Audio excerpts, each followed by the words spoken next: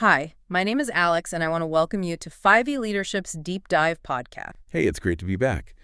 So today we are wading into some pretty interesting waters, probably one of the most talked about, most, contentious and definitely misunderstood topics in any workplace right now. Okay, I think I know where you're going with this. We're talking about the multigenerational workforce. Yeah.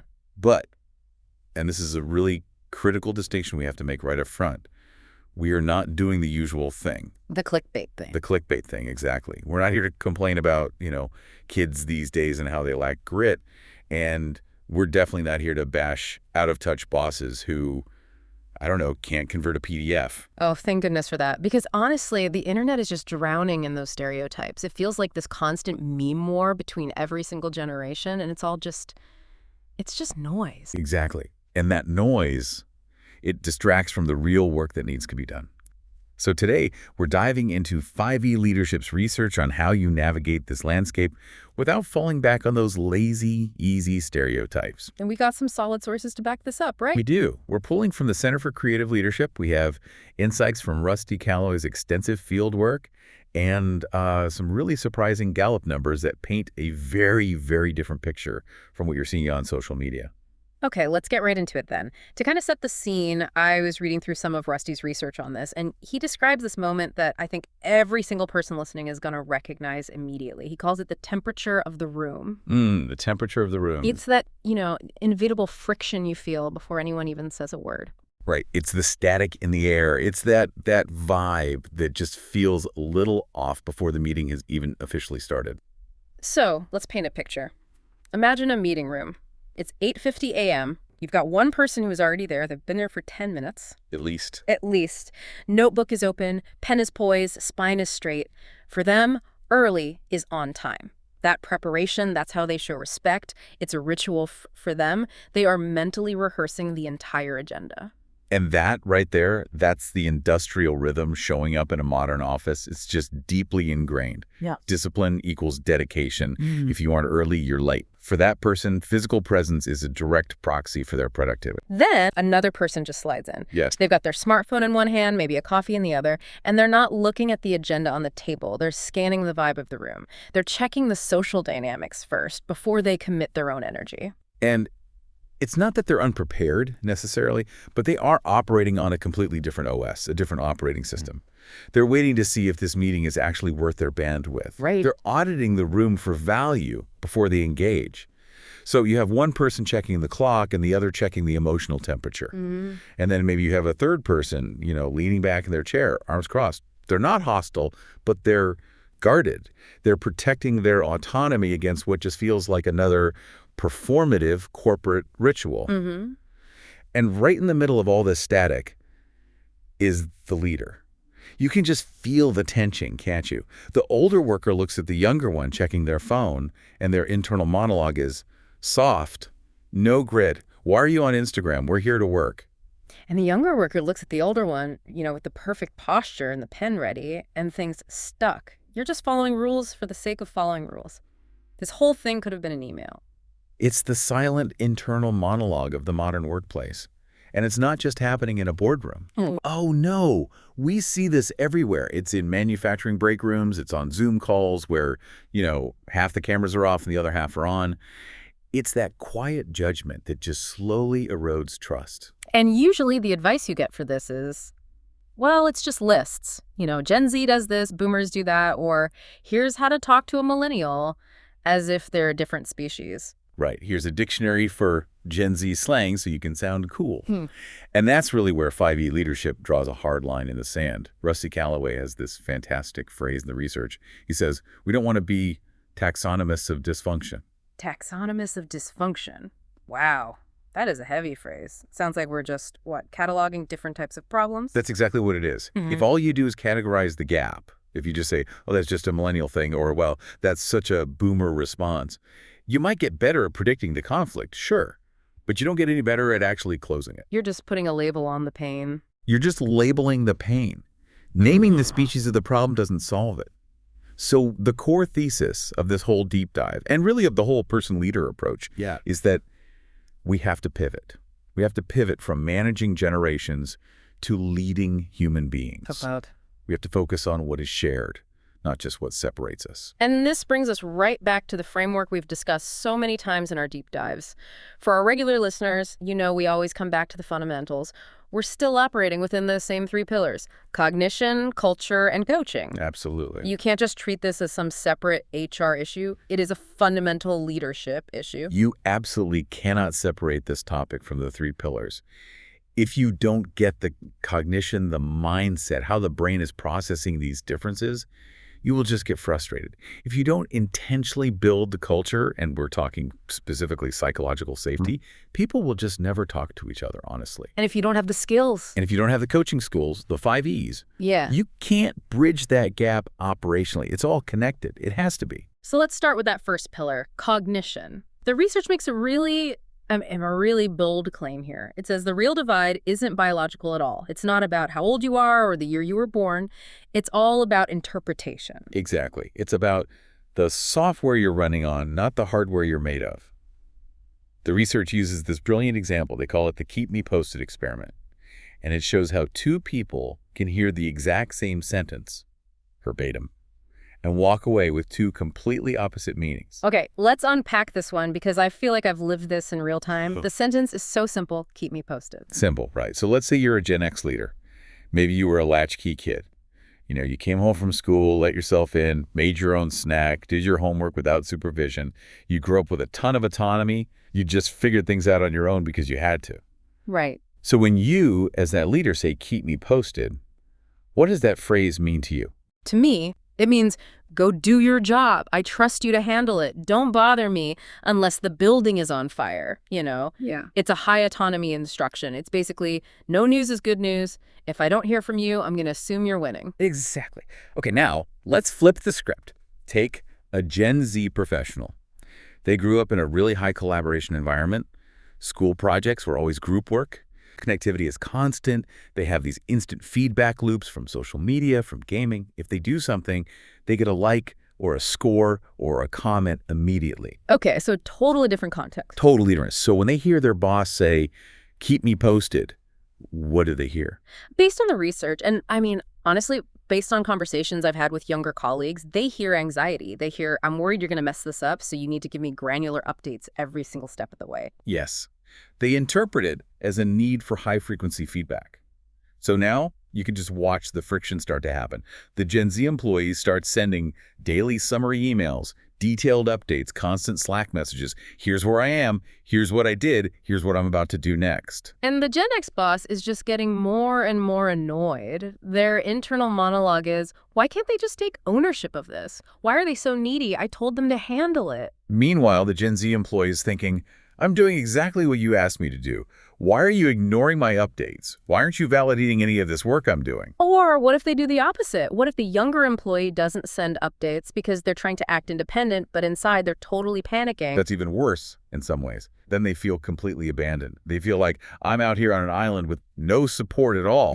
So it creates this cascade of frustration, micromanagement on one side, lack of clarity on the other, and it's all because of interpretation. No one did anything wrong. Their context dictionaries just didn't match. That's the perfect phrase for it. Contextual dictionaries. They just didn't match. And the research points out that a leader today is basically managing 4 or 5 of these different life experiences all at once in the same room.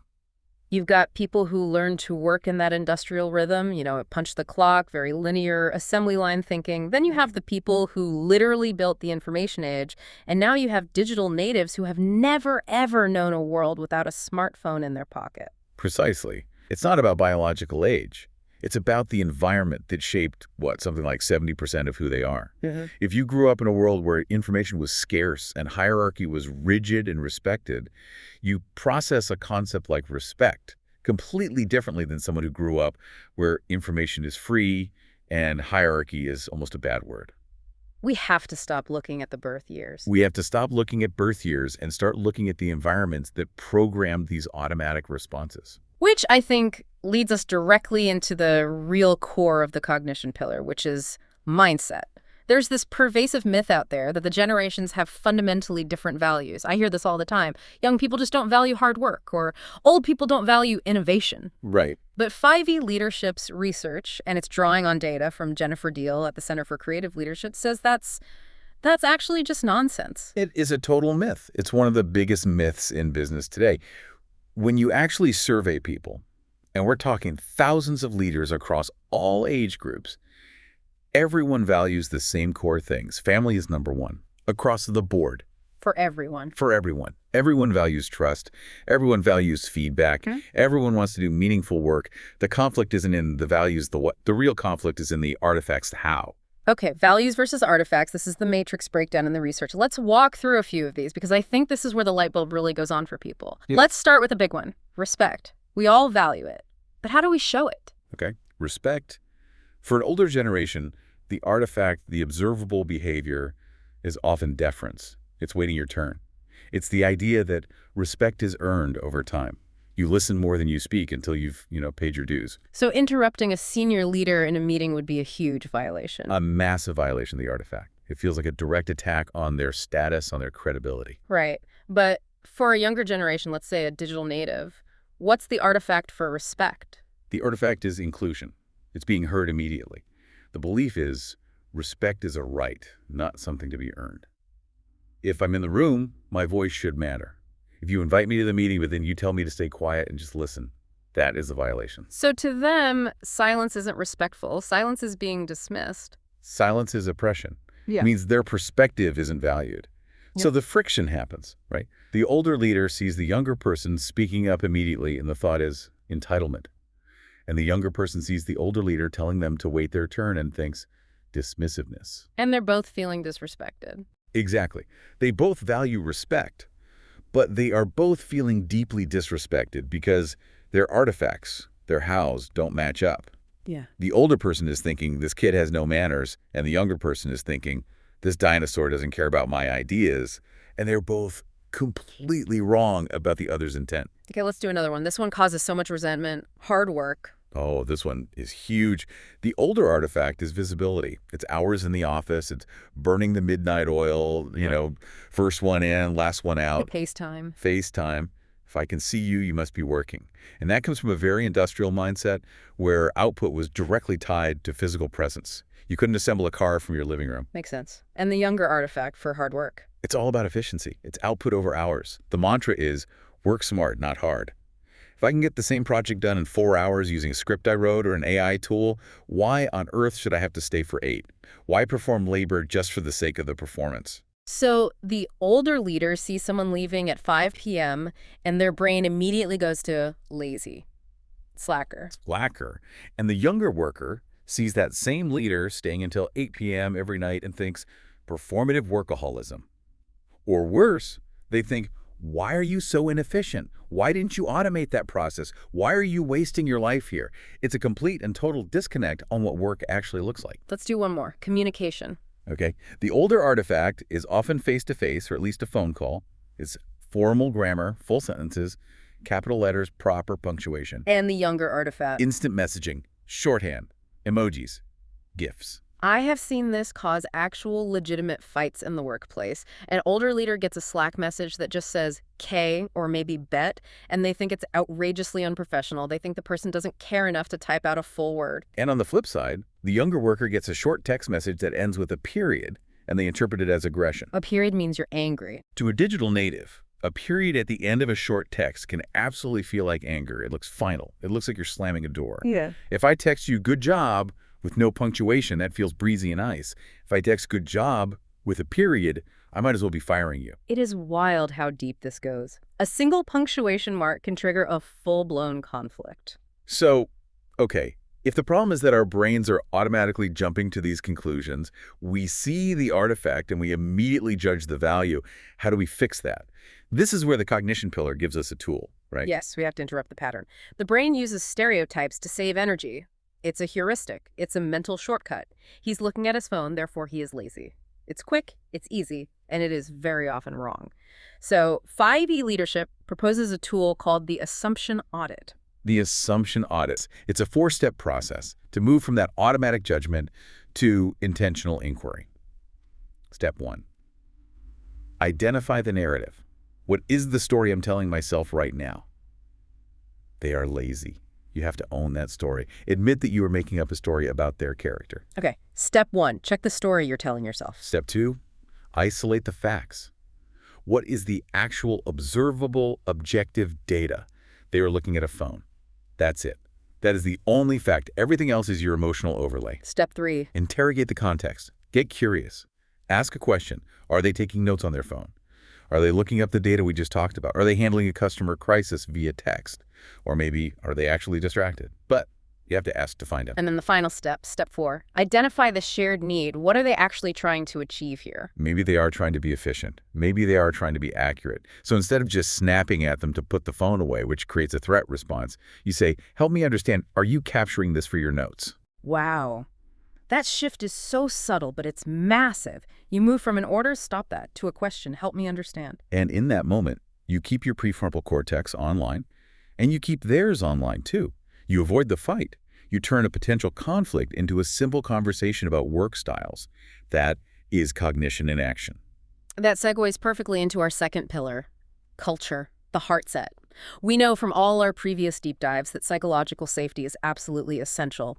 But how does safety work when you have all these different contextual dictionaries in the same room? This is where we have to bring in the neuroscience of it, specifically the SCARF model. 5E leadership uses this as a universal translator for human needs. Right. SCARF stands for status, certainty, autonomy, relatedness, and fairness. These are the 5 domains that the human brain treats as survival needs. If you threaten one of these, the brain reacts as if a tiger is chasing it. And it doesn't matter if you were 20 years old or 70 years old. Your brain hates a SCARF threat. So let's look at these through that generational lens. Let's start with status. Status is all about, do I matter? Is my dignity intact? For older, more tenured workers, the threat often comes from being bypassed by technology. If a 24-year-old has to teach a 55-year-old how to use the new CRM software, that can feel like a massive status drop for the senior person. It can feel like a loss of dignity. A huge loss of dignity, especially if the younger person is even slightly condescending about it. And what about for the younger worker? What's the status threat for them? The threat is being dismissed as just a kid, being told, you haven't paid your dues, so sit down and be quiet. That absolutely crushes their status. So the 5E solution here is to validate both. You validate the institutional memory of the older worker. We need your history. We need to know why we built it this way in the first place. And you validate the fresh perspective of the younger one. We need your new eyes to see where we can speed this up. It's not a zero-sum game. Okay, what about certainty? You'd think the digital generation would love chaos and change, given how fast their world moves. And that is the great paradox. The research shows that Gen Z is very comfortable with digital flux, new apps, new trends. That's fine. But the data, specifically from Gallup, shows they crave extreme certainty in their career progression. They want to know exactly what is expected of them. The if I do X, then I will get Y equation. Precisely. And when leaders are vague and say things like, just figure it out or we'll see where this goes, that triggers a massive threat response in a younger worker who has lived through a pandemic, economic instability, you name it. So what's the solution there? You provide certainty of process. We might not know the final outcome of the project, but we can be crystal clear about the rules of the game. They need to know how they'll be graded. Then there's autonomy. This one feels like a direct clash. It is. This is the clash of leave me alone versus help me out. Gen X typically defines autonomy as don't micromanage me, give me the ball, and get out of the way. Yeah. Gen Z, on the other hand, wants flexibility of place. They definitely want to work from a coffee shop, but they actually want more guidance on the how. So they want mentorship. They want mentorship. They don't want to be left alone to fail. They want a co-pilot, not a boss, who just disappears and then judges them on the outcome. Relatedness is an interesting one, too. This is about being in the group, feeling like you belong. And this is where things like slang and even dress codes come in. If everyone in a meeting is speaking a language you don't understand, whether that's corporate speak like synergy and circling back, or it's Gen Z speak like no cab and bet, you immediately feel like you're in the out group. And the leader's job is to bridge that.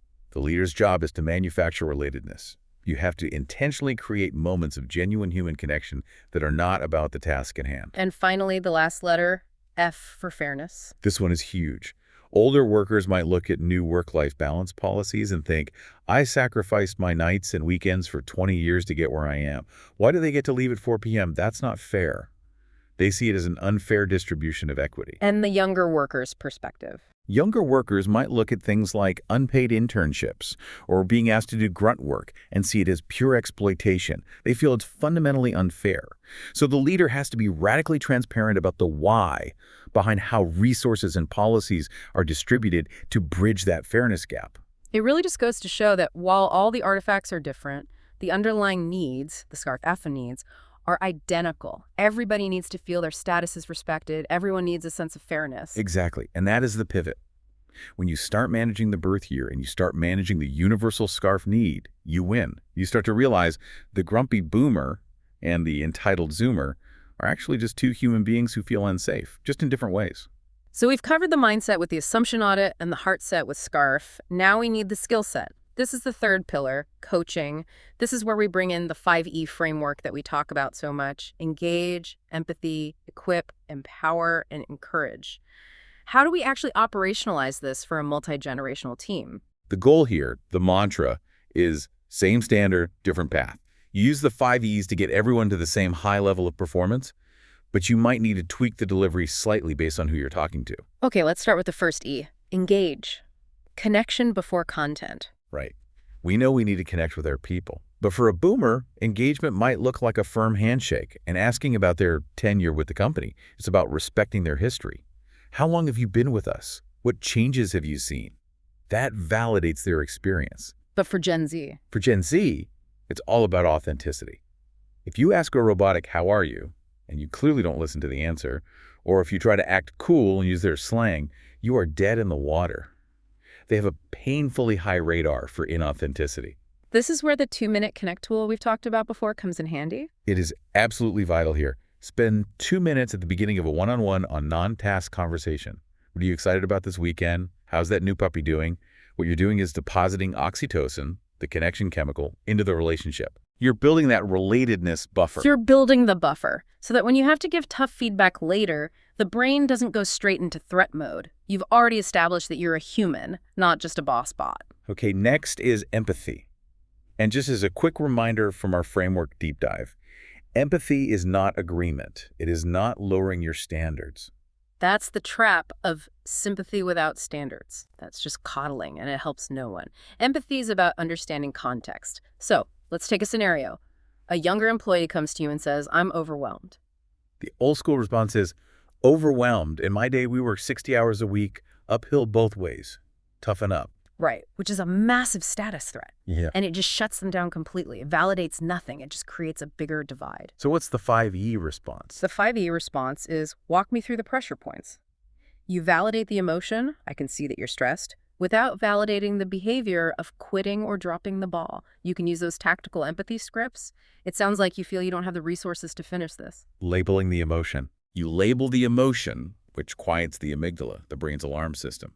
It brings their smart brain back online and moves them out of panic mode and into problem-solving mode. Okay, number 3, equip.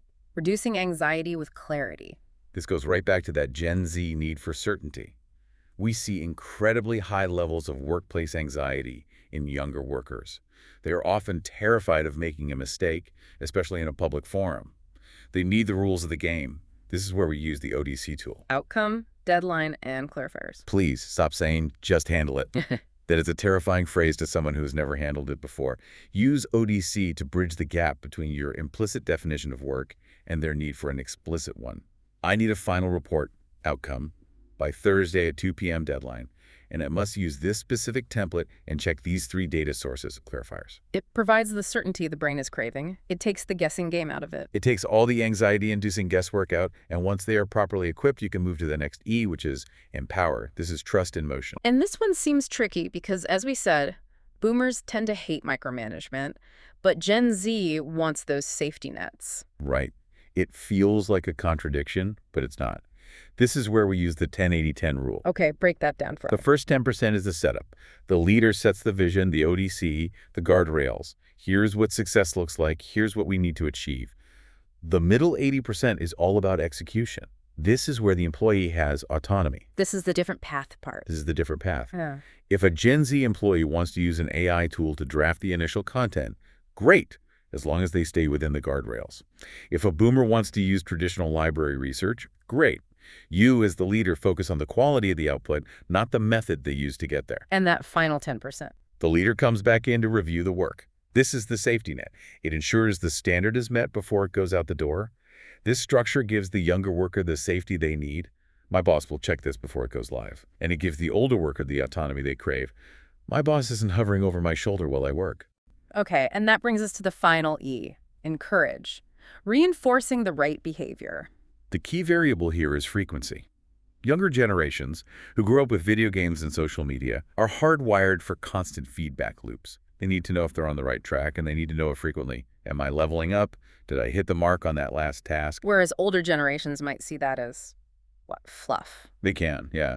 They tend to prefer less frequent but more significant public acknowledgement. They might see constant praise as fluff or as just a participation trophy. So how do you balance those two different needs? You use the SBI model. Yeah. Situation, behavior, impact. Takes all the fluff out of it. You don't just say, good job, that's empty. You say, in the client meeting this morning, situation, when you brought up the data on the safety protocol, behavior, it saved us from a major potential risk, impact. That works for the skeptical boomer because it's factual. It's just data. Exactly. And it works for the eager Gen Z because it's validating and incredibly specific. It tells them exactly what behavior to repeat. It's not just a pat on the head, it's real-time effective coaching. It treats them like a professional who is in training. So we have the framework, we have the mindset shift, but how does a leader actually start this on Monday morning? The research mentions a specific, really practical workshop called the Common Ground Wall. This is a great practical application. It takes 30 minutes, tops. You get your whole team together, mixed generations in a room. And you ask them to break into small groups and list the top 5 things that all humans want from a leader. But there's one rule. No stereotypes allowed. Focus on deep, universal human needs. And what happens? Well, they go into their corners, they debate, they write things down. There's usually a little bit of grumbling at first. This is a bit cheesy. But then you put all the papers up on the wall. And inevitably, every single group has written down the exact same words. What are they? Respect, trust, honesty, clarity, support. That must be a really powerful moment in the room. It shifts the energy instantly because the team proves to themselves that the generation gap is actually just a communication gap. They realize they're all just trying to climb the same mountain. They're just using different gear. They have this moment of, oh, you want respect too? I thought you just wanted attention. And the wall just comes down. That is the takeaway right there, isn't it? So as we wrap this up, let's summarize the big picture. It is not about memorizing slang. Oh, please do not try to use slang if it's not natural to you. That is a fast track to losing all relatedness. It just sounds condescending. It's really about the 3 pillars and the 5 E's. It's about finally realizing that the old school machinist and the digital native coder Both want dignity. They both crave clarity. They both need to know that they're being treated fairly. The whole person-leader approach is about recognizing that beneath the hoodie and beneath the tie, the human operating system is fundamentally the same. So with that, here is the challenge to action for everyone listening today. Stop looking at the birth year. Stop looking at the label. Look at the human being in front of you. And I want you to go back to your team and create what we call common ground agreements. Ask your team 2 simple but powerful questions. What does respect look like in this room? And what shuts you down? And then you have to write them down, make them real. Yes. Write down 3 to 5 agreements that will govern your team's behavior, not their age. Things like, we will assume positive intent in all texts and emails, or we value our team's history as a lesson, not as a shackle. Make the rules of engagement explicit. And when you do that, you stop managing demographics and you start leading people. We value history as a lesson, not a shackle. I love that. That's a fantastic place to leave it. Thank you so much for unpacking all this with me. And thank you to all of you for listening to 5E Leadership's Deep Dive podcast. We will see you next time. See you next time.